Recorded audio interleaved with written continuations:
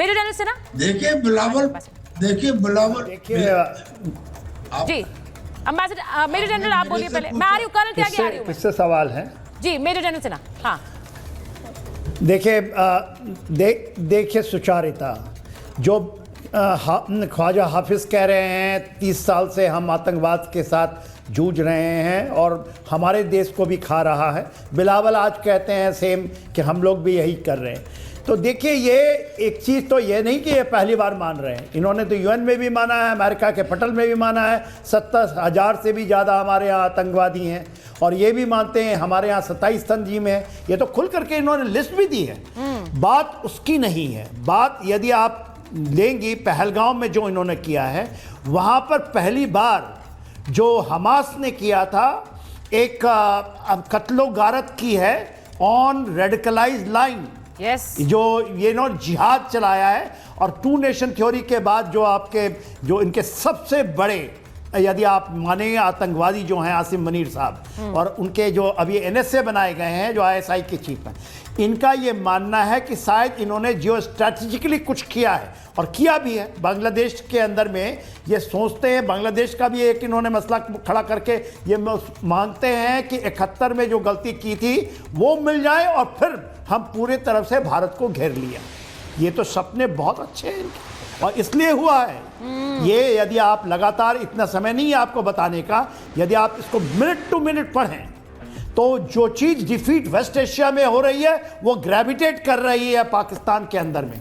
और इसलिए तुलसी गबार्ड हो, जेडी वैन हो या विश्व के सारे देश आज इसलिए है कि इनके जिहादियों का, थोबे साहब को आप सोच रहे थे ना 71 में भी तो बोलते थे जंग करके देखिए, जंग 1 साल लगा था हमें, उसके बाद 93,000 साले प्रिजनरों को मुंह डूब मरो तुम लोग, जनरल साहब भाग गए छोड़ करके, तो आपको छोड़ गए भारत के खिलाफ।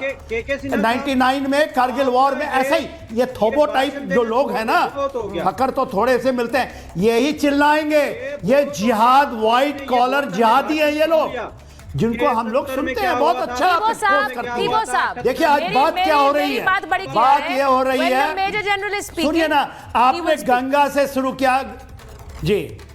When the general is speaking, एक only he will मिनट speak. सुचारिता, जी, जरा सर, मैं बोलिए। जरा इनको बताऊं, जब मैं 2 डिवीजन इन्होंने पीओके में डाला है, इनकी आमद डिवीजन आगे, हम मिनट टू मिनट देख रहे हैं। Yes. जैसे बंदर उछलते हैं ना, ऐसे उछल रहे हैं ये लोग उधर नीचे। हमने तो एक हमारा जवान पैर नहीं रखा वहां।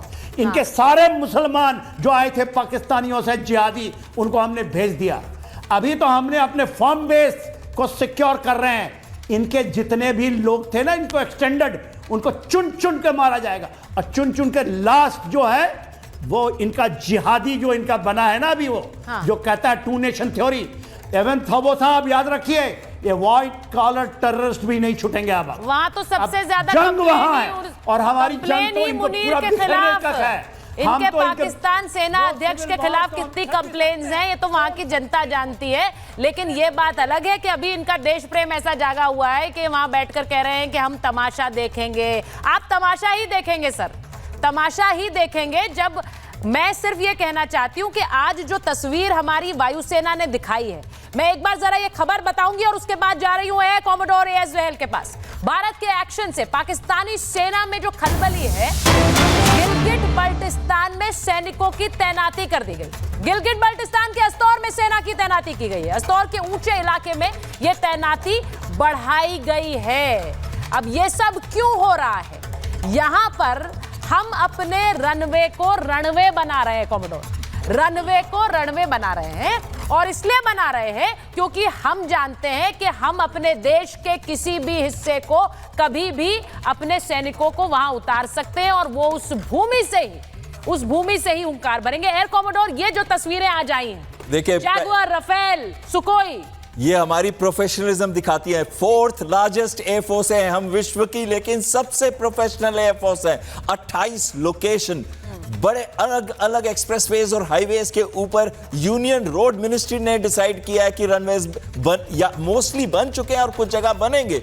और आज आपने गंगा एक्सप्रेसवे में देखा 3 और लोकेशंस है यूपी के अंदर ही। यानी कि आज हमारी स्टेट गवर्नमेंट्स, आज हमारी यूनियन गवर्नमेंट, आज हमारे सिविल पुलिस, आज हमारी पैरामिलिट्री फोर्सेस और हमारी अवाम, जो देश की अवाम है, आज हमारी सेना के पीछे है और कह रही है तुम आगे बढ़ो, छोड़ो नहीं इनको, चुन चुन के मारो। मैं आपको 2 मई 2011 की याद दिलाता हूं, आज 2 मई है। अबोटाबाद के अंदर पाकिस्तानी कहते थे ओसामा बिन लादेन नहीं है यहां पे। वही वजीरिस्तान हाउस के अंदर जो अबोटाबाद में है, 2 ब्लैक हॉक हेलीकॉप्टर आज के दिन वहां लैंड हुए, 24 नेवी सील्स टीम 6 गई और वहीं ओसामा बिन लादेन और 3 और आतंकियों को मार के बाहर आए। मैं आपको आज चेतावनी दे रहा हूं, जितने पाकिस्तान के यहां गेस्ट हैं, आप लोगों को जो आपके टेररिस्ट सरंगना है और जो जनरल आसिफ मुनीर है उसको भी हम टेररिस्ट लीडर गिनते हैं। हम नहीं छोड़ेंगे, चाहे आप रिटायर हो जाए।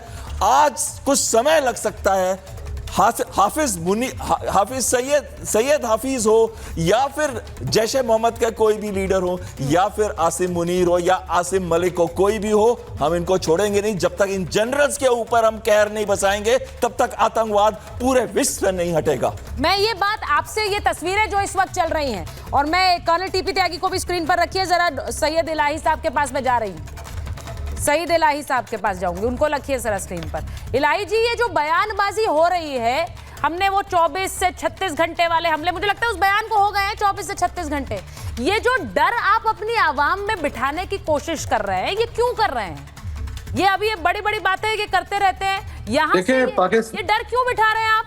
24 से 36 घंटे में हमला होगा, कोई हमारे साथ नहीं है, हम अकेले हैं। पाकिस्तान में ना कोई, हाँ, अब आप पाकिस्तान में ना कोई खौफ है ना डर है। ये भारतीय मीडिया एक यूफोरिया का शिकार है, जिसका आप एक बहुत बड़ा नजर है। अच्छा, कि आप यूफोरिक होके वो बातें कर रही हैं। आप अपने चैनल नहीं देखते क्या? का कोई ताल्लुक नहीं है। आप अपने चैनल देखते नहीं देखते हैं? बैठाए हुए नहीं देखते चैनल देखते हैं अपने कि नहीं? पाकिस्तान में चाबी वाले बंदर हैं। आप पाकिस्तानी चैनल देखते हैं कि नहीं देखते हैं? और या इसी तरह की बयानबाजी करने आते हैं? बात कर रही हैं। हमारे नहीं, इलाही जी, इलाही जी, तमाम लोगों को इलाही जी, आप अपने चैनल देखते हैं कि नहीं देखते? नहीं आएगी। वहाँ पूरे समय सिर्फ यही डिस्कशन हो रहा है कि भारत हमला कब करेगा, भारत हमला 24 घंटे में करेगा। इलाही जी, हिट मौजूद है, क्या लिस्ट भी मौजूद है, हमें कोई फर्क नहीं पड़ता आपके पास क्या मौजूद है क्या मौजूद नहीं। जो बदमाशी कर रहे हैं, गुंडागर्दी कर रहे हैं, आपको लग रहा है हमें कोई फर्क नहीं पड़ रहा है इससे? बैठाया हुआ है, कोई फर्क नहीं पड़ रहा है। आपके अपने नेता ये बयान दे रहे हैं। एक मिनट, इलाही जी, इलाही जी सुन लीजिए, इलाही जी का आवाज कम करिए। इलाही जी को जरा बताइए कि इन्हीं के मंत्री हैं, इलाही जी की आवाज कम करिए। मैं इनको बताऊं कि इन्हीं के मंत्री हैं ख्वाजा आसिफ, जो कहते हैं कि हमारे ऊपर भारत कभी भी हमला करेगा, आरोप हम पर लगा रहे हैं। इन्हीं के मंत्री हैं जो कि कहते हैं 24 से 36 घंटे में हमला होगा, आरोप हम पर लगाते हैं। ये हम नहीं कह रहे हैं। इंडियन मीडिया और इंडिया को बोलना आप बंद कर दीजिए, क्योंकि the world is watching you, the world is watching you.